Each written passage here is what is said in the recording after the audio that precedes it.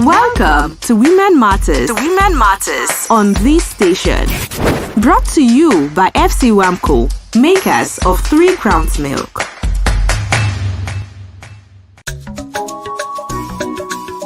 Nowadays, I find myself saying, "Aww," a whole lot because everyone would stop surprising me when my hubby does the dishes and prepare the kids for school before I wake. Aww, when my son arranges the house. Aww, and when my daughter makes me a cup of tea with 3 Crowns Milk. Mom, we've got you now and always with the low cholesterol goodness your heart needs to keep the rhythm of the family going. 3 Crowns Milk. Healthy moms, happy families.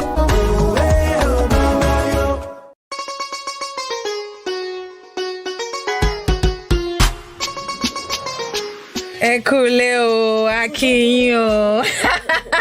Ekule gidi gan. Fún gbogbo àwọn tó ń gbọ́ wa lórí ọ̀rọ̀ obìnrin lónìí Akin pé ẹ kú ilé o, ṣàlàáfíà ni. Adékú àṣekù ọdún. Yes o, happy yes o. Mi ṣe ní jẹran. Báwo ni wà mí? How bad can I be? Tó kò ní tẹ́ tó bá fún mi lẹ́ran. Báwo ni wà ó yé ní ó pẹ́ kẹran tèmi tó dé mo ti bẹ̀rẹ̀ sí máa sọ pé ṣé ìwà mi ò wá dá aládùúgbò mi lórí ọ̀dọ́. Bó ṣe nice too. Sori títí dé ní èèyàn kan sì pè mí pé wo mo bẹ park oh Lord, mi ṣe expect kó tẹ èèyàn kan sì in fact, may we always be celebrating forever and ever. Welcome to another wonderful edition of Women Matters, because when it matters to women, it matters to all. ORO OBINRIN. ORO gbogbo wa ni. Orúkọ tèmi ni Ronke Giwa Ọ̀nàfúwà. Orúkọ tèmi ni Fọlákẹ́mi Mighty. All right, wherever you're listening to us from, we say Ekule o. How do you say Ekule in English? Ekule. English, that's why nothing can beat our language. How do you say Ekule in English? The way that Oh, but we're so glad to be back here this week. Thank you for all of your messages. Thank you for all of your calls that we could not even take last week. Thank you for the comments on our social media platforms. And your mails. Thank you for trusting us with your stories. Benny, nítorí pé ẹlòmíì àní wo ní sọ fún ọjàre. Oríṣiríṣi gẹ́gẹ́. Báde máa ṣe gbẹ́gẹ́dẹ́ àgbè náà ni. Nítorí oríṣiríṣi àwọn stories tá ń gbọ́ lórí ọ̀rọ̀ obìnrin ìgbà mi wá wò pé wo ti last time yẹn ti lady 36 tó sọ pé òun ti ń consider a married man. Àwọn family members ní bíbí ya too much. Aláwọ̀ èèyàn tó yọjú tó sọ wípé bóyá kẹ́ bá mi sọ fún àǹtí yẹn o, èmi ò mind o, èmi wá ìyàwó tó jẹ́rú èjì yẹn o. Ṣùgbọ́n lórí ètò yìí kò ń ṣe wọ́kọ̀wọ́kọ̀ wáyàwáyà ní ká nìyẹn ni yàrá matchmake ṣùgbọ́n àdúrà wà ní pé fún àwọn tó ń wọkọ̀ àtàwọn tó ń wáyà Ọlọ́run á jẹ́ kí wọ́n pàdé ara wọn. Amen. And that's why you must be our family members, not just by listening, but go on our social media. You don't know, maybe you will find our sister on our social media. So follow us on ORO.OBINRIN on Facebook, on ORO OBINRIN on Instagram. And of course, just be a part of the family on social media. You never know, you just see her comment or she will see his comment and something will happen.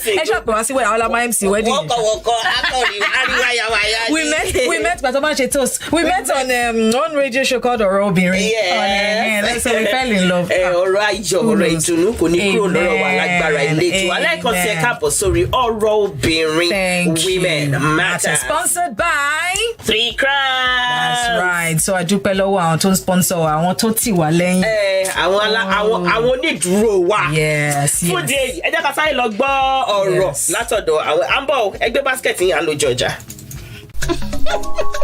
Àwọn ẹbí mi yìí ṣá wọ́n ti wá gbádùn kí wọ́n máa yà mí lẹ́nu ọjọ́ mẹ́ta yìí. Kúnlé bàtẹ́ ńkọ́. Mo ti kun ní polish màámi. Àǹjọ́lá aṣọ ti fa bọ́. Mo ti fa gbogbo ẹ̀ màámi. Ọkọ mi pàápàá àti yọ́kẹ́lẹ́ lọ múra léwe fún àwọn ọmọ kí n tó jí. Bẹ́ẹ̀ni, ẹ̀yin màmá, a wà fún yín, a wà láti fún yín ní gbogbo àtìlẹ́yìn àti dídára ìwọ̀nba ọ̀rá tí ọkàn nílò. Torí wípé wíwà lálàáfíà yín ni ìdùnnú wa. Màámi, mo ti bá yín pọn mílìkì 3 Crowns ife kan. Ó ṣí ọmọ mi. 3 Crowns Milk. Healthy moms, happy families.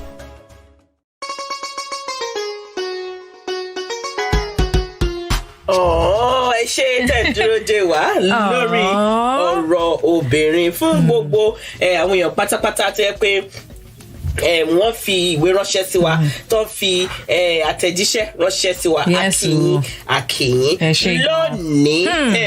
In fact story ẹ̀ ní yóò serious. bẹ́ẹ̀ni nítorí pé ẹ mú story yẹn wá ìtorí ẹ̀ la ṣe fẹ́ kà. ẹ má gbàgbé o wípé ẹ lè fi story tí yín náà ránṣẹ́ sí wa lórí text message 0704-2420-669. So ẹ lè send DM sí wa náà lórí Instagram wa tàbí Facebook ORO.obinrin tàbí ORO OBINRIN. Exactly. In other words, you want you to tell us your story as well. We try our best to answer all of your questions and bring all of your stories here so that our family members can also contribute. For example, the story we're treating today is a real life story, and you can send yours to 0702-424-20669. 0704-242-0669. Ibo kebi te ba tin gbo wa pe wa ẹ jẹ́ ká mọ̀ bí te tin gbo wa. Ẹ mọ̀ pé ẹ ń gbọ́ wa ní Kwara State, ẹ gbọ́ wa l'Ọ̀ṣun State, ẹ gbọ́ wa ní Ọ̀yọ́ State, ẹ gbọ́ wa ní Ekiti State, ẹ gbọ́ wa ní Ogun State. Yes, so díẹ̀ náà and take over. Exactly. So wherever you are listening to us from, tell us your name, where you are listening to us, and what station you are listening, what radio station you are listening to us from. Among boy, you know the man so won't buy in Lekiti. Our me no man so, but we thank you, we appreciate you so much. All right, let's quickly go to the email we received from one of our family members at FK. That's not really only dear FK and Ronnie. I listened to the show from Ilorin. Okay. And I need advice. My husband and I have a good marriage and 2 young sons. Everything seems to be good. Now, last month, I found results to a DNA test he did on the children. DNA test? Found a DNA test he did on children in his wardrobe. I've never cheated on him, and the results prove that both of them are his. I feel betrayed and I don't know how to go about it. Please help me. I can't keep this to myself any longer. Okay, sorry, so FK àti Ronnie mo ń gbọ́ ètò yìí láti Ìlọrin mo fẹ́ kẹ́ gbà mí níyànjú ọkọ mi àti èmi a ní ìgbéyàwó aláyọ̀ àsì Ọlọ́run sì fi ọmọ méjì tẹ́ wa lọ́rẹ gbogbo nǹkan dàbí ẹni pé ó ń lọ ní déédéé ní oṣù tó lọ mo rí àyẹ̀wò ta ló lọ́mọ tí ó ṣe ní inú wardrobe rẹ̀ èmi ò tí ṣe àṣemáṣe pẹ̀lú ọkọ mi rí àyẹ̀wò yìí sì sọ wípé lóòótọ́ òun ló ní àwọn méjèèjì tí mo bí fún inú mi ò dùn mi ò mọ ohun tí màá ṣe sí ẹjọ́ mi lè mú mọ́ra mọ́ kí ni kì í ṣe. Okay, so afẹ́kẹ́ pè wá tó bá jẹ́ yín lóbìnrin yẹn kí lẹ máa ṣe and then also afẹ́ béèrè tó bá jẹ́ ọkùnrin ní tẹ́ bẹ́ẹ̀ suspect pé ìyàwó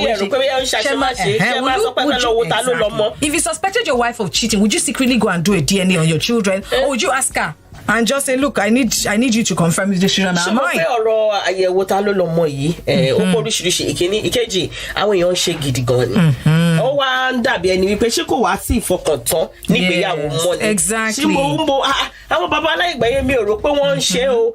Why do you think he would have gone secretly? Why didn't he just ask her if he suspected that there was something? bóyá kò rí pé ó ń ṣe kébékébé pẹ̀lú òun wà rúbẹ̀ kó má di pé oríṣiríṣi ló ń ṣẹlẹ̀ rọ́ nìyí. ọ̀rọ̀ obìnrin gbogbo wa ni o. ó lágbára ó skẹ́ǹkì.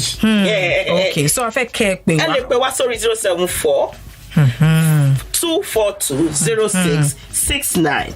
Yes. 0704-242-2069. Yes. The number call us on that number and tell us what you think. If you were a man and you suspected your wife of cheating, would you secretly do a DNA like this man did? And if you are a woman, how would you feel if your husband did this? Okay, Mr. Neil,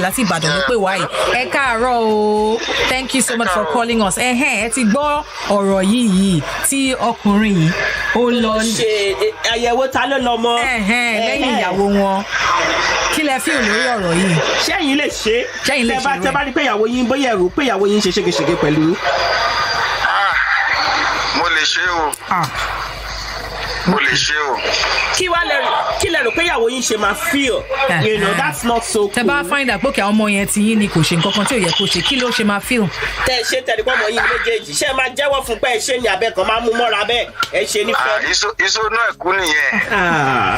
Ṣùgbọ́n àmúmọ́ra nìyẹn tó bá sóyún ẹ̀kú ò ní sọ́sítà torí kò ṣe. But why would he do it secretly? Why don't you just confront her and say, hello, I suspect? Why would he do it secretly? Yeah, actually, you know what?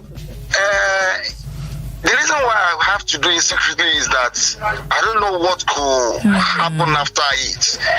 That is one. I don't know what could happen after it, and I wouldn't want her to know that I'm going to do that. Mr. Lee, kí ló tẹ́ yín ò own pẹ̀lú full shirt tí tẹ́yìn bá mọ̀ wípé ẹ̀ ń fura sí ṣé fẹ́ kó wá mọ̀. Ṣé mo wí pé téèyàn bá fura síyàn kò tí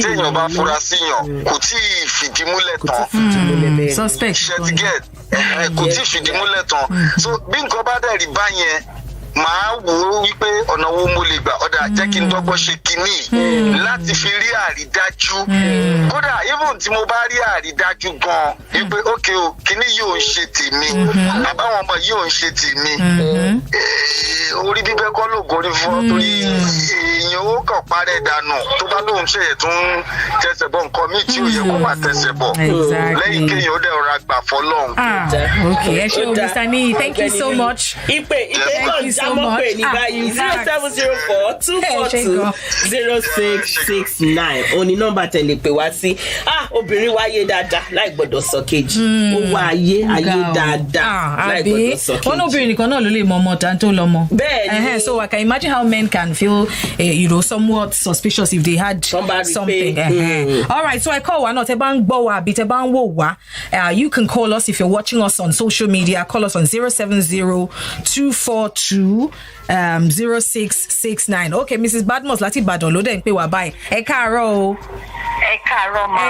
ma. Ẹ ṣé gan. Thank you so much for calling us. So ọ̀rọ̀ tá gbé sílẹ̀ yìí a fẹ́ kẹ́ dá sí. So this lady ọkọ ẹ̀ lọ ṣe DNA test lẹ́yìn ẹ̀ ó wá rí kinní yẹn ṣé receipt lọ́pàá kí ló ń pè. Ó wá rí èsì àyẹ̀wò yẹn wípé lóòótọ́ òun lòun ni àwọn ọmọ wípé ọkọ ló ní ọmọ ọmọbìnrin yẹn rí èsì àyẹ̀wò ta ló lọ́mọ nínú kọ́ọ̀bù yìí náà rẹ̀ rí. ṣé yẹ kó bínú àbí kó dojú kọ confront ẹ̀ báwo ló ìgbésẹ̀ ń sọ àbí kó kọ̀ dákẹ́ ni. Ẹ ṣe gan-an ṣé ní kò sẹ́ni tó máa ṣe tí ò ní fẹ́ bínú. Kò sí ẹni tó máa rírò ẹ̀wọ̀n tí ò ní fẹ́ bínú bí fún lójú títí tèmi o ọkọ ẹ̀ ti di straight trust tó ní nínú ẹ̀ nìyẹn láti máa dá ọ̀tá àwọn ọmọ tó bí fún tọ́wọ́ bá wá rí bó ṣe rí yẹn tí ó náà ló máa ṣe rè torí pé tílé yẹn bá padà dàrú ibo ló fẹ́ kó àwọn ọmọ yẹn lọ ìdí nìyẹn tó fi jẹ́ pé ó yẹ kó pe ọkọ ẹ̀ kó pè kó sọ fún mi orí nǹkan báyìí tó ṣe ọkọ ẹ̀ á di apologize pé má bínú ìyàwó mi. Má dẹ̀ máa dérò ìfẹ́ wọn lọ bẹ́ẹ̀. Ẹ̀mí kí n bí ẹ́ òun ni Yorùbá pè ní ohun ọ̀rẹ́. But doesn't that mean that you always feel like he can't trust me? You always feel at the back of your mind that this man doesn't trust me. Of course. Eshegon, thank you so much for calling in. Thank you for contributing. Have a wonderful day. Thank you and God. Okay, Sibe Ambo, hello Georgia. My family don't finish me with surprise this period, oh. Junior, your shoe. I don't polish them, Mama. Ella, the plates them will come. I don't wash them, Mama. Even my husband, they dodge go ready the children for school before I wake. He sure come. Now so, Mama, we stand gidigba with you. We dey here to give you all the support and low cholesterol goodness where your heart need to tanda gbim. Because when your body dey alright, we too go dey jolly. Mama, that arrange 1 cup of tea with 3 crowns milk for you. Aww. 3 Crowns Milk. Healthy moms, happy families.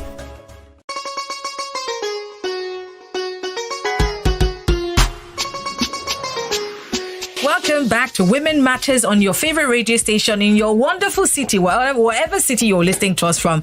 We're so glad to be here. I'm Ronke Giwa Onofuwa. I am for Lakemi Mighty. Hey. Ṣùmọ̀ pé àǹtí tó ń pè wá tán sí Akin.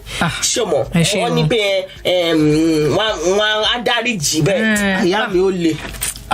Ó lè kò ń ṣe nǹkan tí mi lè gbé kúrò ó lè jàre kí ló ṣe ti wà vindicated kí ni problem ẹ Fọlákẹ́. àwọn ọkùnrin wa mo kí yín omi ò fojú kékeré mi ò fojú tẹ́ńbẹ́lú yín o ṣùgbọ́n my own point is èmi ò lè suspect ẹni bí pé màá wá ti torí ẹ̀ DNA lóhùn ó pọ̀ OPP ni ó pọ̀ because mi lè èmi ó mi pé o tí máa fún ẹ ló jẹ gan máa jẹ náà.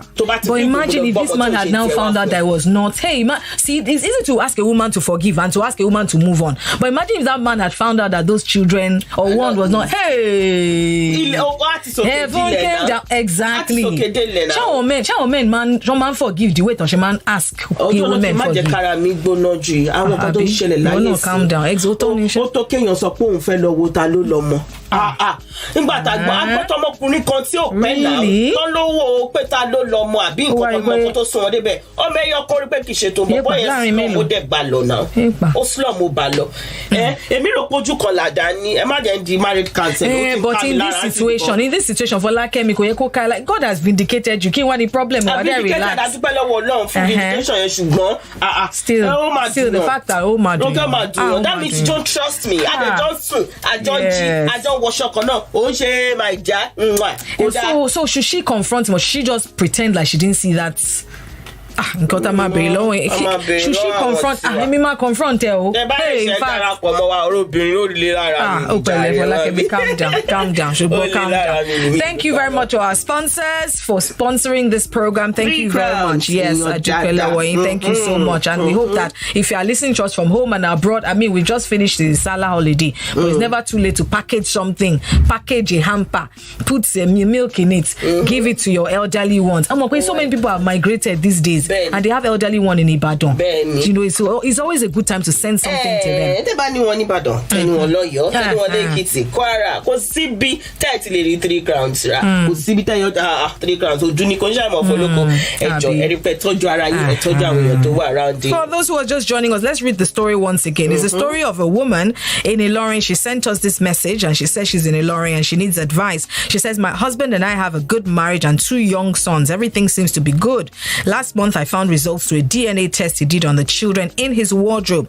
I have never cheated on him and the results prove that both of them are his. I feel betrayed, as she should, of course, and I don't know how to go about it. So that's the case we have brought to you on our Dear FK and Ronnie edition of ORO OBINRIN today. So to share. Okay, nǹkan tí mo fẹ́ sọ pé ká ní pé ẹ̀gbọ́n ẹ̀ ọkùnrin òun ló ṣẹlẹ̀ sí.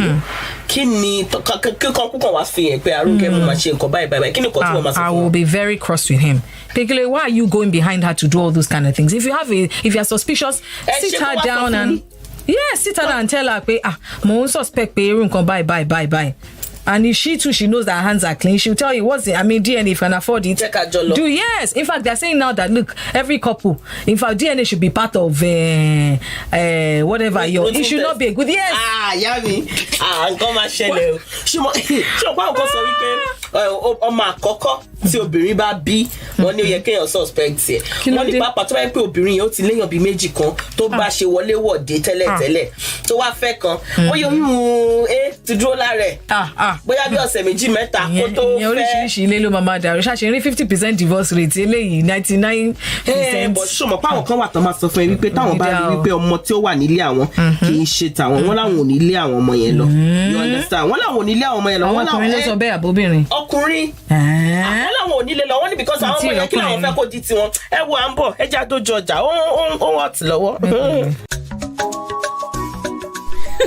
My family has taken to surprising me these days. Junior, your shoes. Polished, Mom. Ella, the dishes. All done, Mom. Even my husband sneaks up before I do to prepare the kids for school. Gotcha!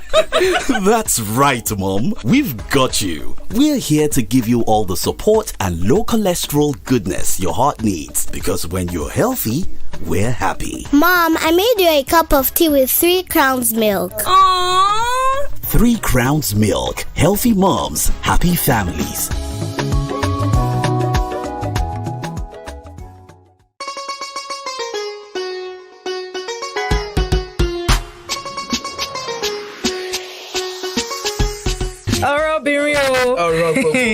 Okay, I repair phone one buzz. No, our phone lines are buzzing. People want to obviously contribute. This is a very touchy issue.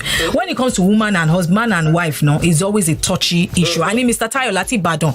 Lori phone. Hello, Mr. Tayo. Ekaro. ẹ ṣé gan, thank you so much. So I fẹ́ bèrè lọ́wọ́ yín as ọkùnrin tẹ́ bá suspect pé bóyá ìyàwó yín ní nǹkan kan ẹ dẹ̀ ń wá ọmọ ẹ̀ pé ẹ wá o imú ọmọ yìí náà kò dẹ̀ jọ mú mi lóòótọ́. ìgbà ló máa rí. ìgbà lè máa rí nǹkan tí ó sì ń bẹ̀. ṣe máa lọ ṣe DNA behind àbí ṣe máa ṣe bí màní ṣe àbí máa just confront the woman kí lẹ fi hàn. kò sí èrè inú pé kí ẹ bá yẹn jà ẹni tí ẹ fẹ́ ṣèwádìí lórí ẹ tí ẹ bá ti fún lára tí ẹ fẹ́ ṣe lè má bọ́ sí bó ṣe tọ́. ìyẹn ni pé èèyàn ó dọ́gbọ́n ṣe náà ní láti ọkọ mọ àṣírí yẹn bá ti wá wà lọ́wọ́ èèyàn wá lè gbé gbèsè tí ẹ fẹ́ gbé. sílẹ̀ fi pé woman yẹn máa fíìl náà kí ni woman yẹn máa ṣe fíìl náà tó find out nǹkan bẹ́ẹ̀ yẹn pé ọkọ òun ṣe bẹ́ẹ̀. kò sí bó ṣe lè fíìl náà nítorí pé ó ní bọ́kọ ṣe fíìl kó tó di kó ń gbèrú gbèsè yẹn.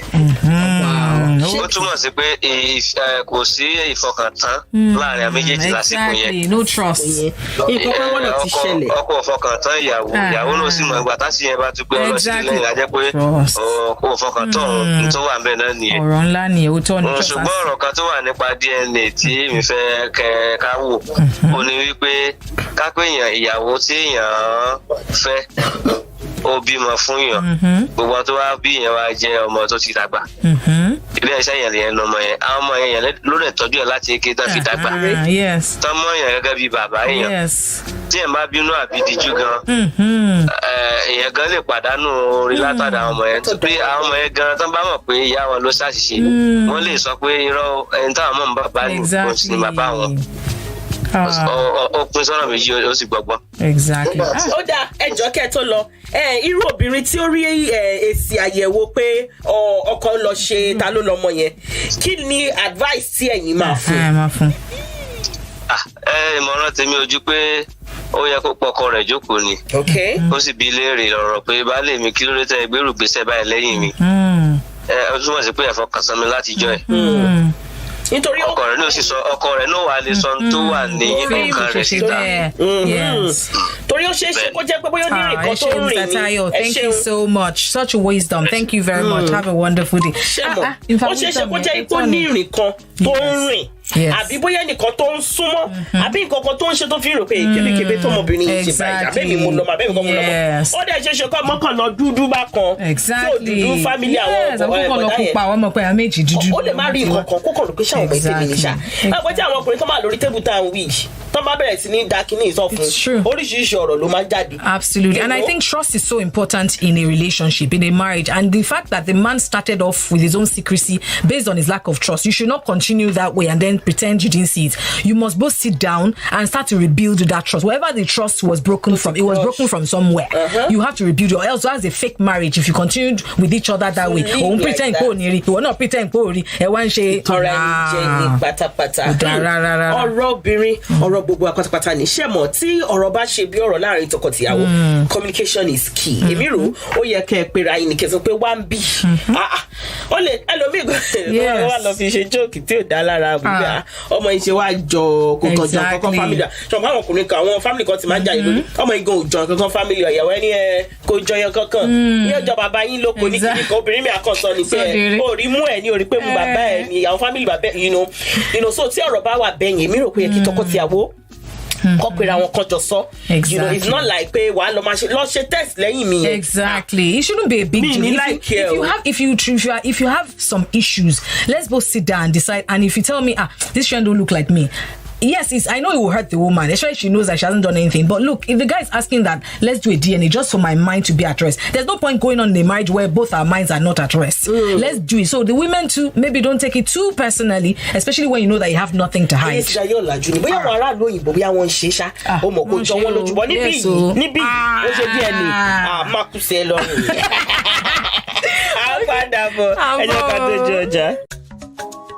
These days, na so I just dey do because everybody just dey surprise me up and down. When my husband wash all the plate, go ready the children for school before I wake. When my son arrange everywhere for house. And when my daughter make one correct cup of 3 crowns milk for me. Mama, we go always stand gidigba with you with the low cholesterol goodness wey your heart need so that everything for family go senge menge. 3 Crowns Milk. Healthy moms, happy families.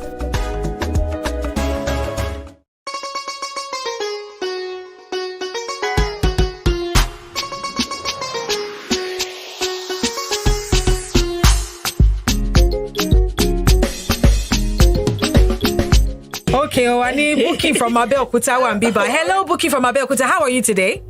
I'm very well, thank you. Thank you so much. I'm fine. We're fantastic. Thank you so much for being on Women Matter. So you've heard this woman's story. What are your thoughts? I feel the man is just really, really rude. Like, why will you do that behind your wife's back? Exactly. Is it that you don't trust her? I feel any man that would do that really has trust issues, and the woman should really pack her things and just, give him a break. Give him some time. Just a break. Take it. I mean, no, truly, because I mean, you will feel offended because especially if you know you haven't done anything wrong, and then you go behind my back. You obviously why will you do that? Why will you, are you trying to say that I sleep around? Yes, but some people that have called earlier have said she needs to move on. God has vindicated her. No. You don't just move on from something like that. That is, when there's no trust in a relationship, then the relationship is more or less dead. Wow, dead. So I'm sorry, the man should not just get away with that. That is a big, big goof. breach of trust. Thank you so much. Yes, it's true. Now, somebody has to say, because yes, I know the African culture always tells a woman to forgive and keep your home. So I like at least one person. Yes. Thank you so much, Miss Buki from Abeokuta, for calling in. All right, bye. Thank you. Okay, reaction on social media. It's a pleasure to listen again. Ajakai Tomilade. Okay, thank you so much. Ajakai Tomilade not once before I wake. Okay. I was okay after the DNA. Tell her and apologize. That was the man. Bó ṣe ti ṣe yẹn tán wá bẹ̀bẹ̀ wípé wo nǹkan tí mo ṣe báyìí ní ìdáríjì mi. Ẹni sọ wípé I will not be angry. It's only being careful. I have nothing to fear because my faithfulness and loyalty will pay off. Itself. It's true. On the one hand, I have nothing to hide, but just the fact that you went behind me. I mean, the fact that you thought in your mind that I'd done something wrong and you couldn't call me to say, Mofiupe, bye. Who are those advising such a? And you will find that most times it's somebody that will say, send mail yẹn pé ẹ bínú ṣùgbọ́n ẹ má bínú tán. You understand? Ẹ dáríjì wọn, ẹrù ló bá wọn, oríṣiríṣi, but ó ní kẹ́bìrì náà pé kí ni kò tó rí lọ́bẹ̀ tó fi wà rú ọwọ́ because why now DNA long yẹn jìnnà ní this part of the world. Ẹ̀yin tèmi adúpẹ́ púpọ̀ lọ́wọ́ yín gbogbo ẹ̀yin tiwa tẹ́gbà àti 3 Crowns tó ń ṣe onígbọ̀wọ́ wa bákan náà adúpẹ́ púpọ̀ lọ́wọ́ yín. Ọ̀rọ̀ obìnrin ó ti lọ ẹ̀ẹ́dẹ̀ ti mọ bí gbogbo ẹ̀ ṣe ń lọ náà ṣùgbọ́n ẹ má gbàgbé pẹ̀lú 3 Crowns. Ẹ má gbàgbé wípé ẹ lè tẹ̀lé ọ̀rọ̀ obìnrin ọ̀rọ̀ dọ́tọ̀ obìnrin lórí Instagram ọ̀rọ̀ obìnrin lórí Facebook. Ẹ lè tẹ̀lé Ronke Giwa at Ronke Giwa 1. Ẹ lè tẹ̀lé Fọlákẹ́mi Mighty at Fọlákẹ́mi Mighty _ ẹ ṣì má bá wa bọ̀ à ń lọ lórí ọ̀rọ̀ obìnrin lẹ́nìí tó pẹ́ ẹ̀ṣẹ̀ súnṣẹ́ àyínkẹ́ jókòó tiwa nítorí à ń lọ anywhere a ṣì ní some minutes 0704 242 0669. So even if you haven't had the opportunity to call in or a chance to get through to us, send a text message. We like to read from social media. Thank you so much. YouTube Akino Bakono. Ṣé mọ̀ wípé sórí ọ̀rọ̀ ọkọ àti ìyàwó ó máa ń dùn ìbẹ̀rẹ̀. Do you understand? People go like, oh, ọkọ mi, mo like it, mo trust it. But the reality tó bá bẹ̀rẹ̀ sí ní come up. Any message kan lọ́wọ́ thank you so much. Forúkọ yín sí Ronnie, I'm the head and believe me, I have the golden edge in deciding over that. Though out of trust, I will tell her and do it without her consent. Me like you. Me like you. Èmi orí ni mi so mo lè sọ wípé nǹkan tó bá mo lè ṣe pẹ̀lú àwọn ọmọ mi ṣùgbọ́n má gbàgbé yín kọ́ lẹ gbé àwọn ọmọ for 9 months. Ẹ̀yin nìkan dẹ̀ kọ́ lẹ ní ọmọ. Ẹ ṣe fún mi bẹ́ẹ̀ bá ṣe fẹ́ kẹ́mi náà ṣe fún bọ́rọ̀ yà do unto me as you like for me to do to you. Tí ìyàwó yín náà tó bá mi tẹ̀ mọ́ díẹ̀ ní táwa fẹ́ ṣe fẹ́yìn ọkùnrin ṣùgbọ́n tí ìyàwó yín náà bá lọ ṣe nǹkan tí tó show wípé kò trust you won't like it. Okay, on that note, to say thank you so much for listening to Women Matters this week. Thank you for your contribution. Thank you for your participation. We're grateful to you. Don't forget to follow us on all of our social media platforms at ORO OBINRIN, where you can get more information and details on what we're going to do next. Bákan náà, a retí àtẹ̀jíṣẹ́ yín o tẹ́ bá ní nǹkan tẹ́ fẹ́ ká bá yín dá sí abẹ́kọ̀fẹ́ sọ anything.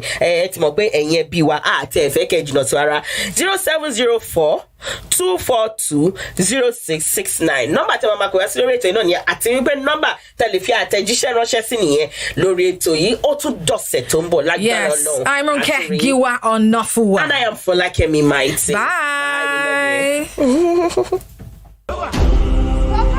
ọ̀rọ̀ obìnrin lètò tẹ́ ẹ gbọ́ tán lórí ìkànnì yìí.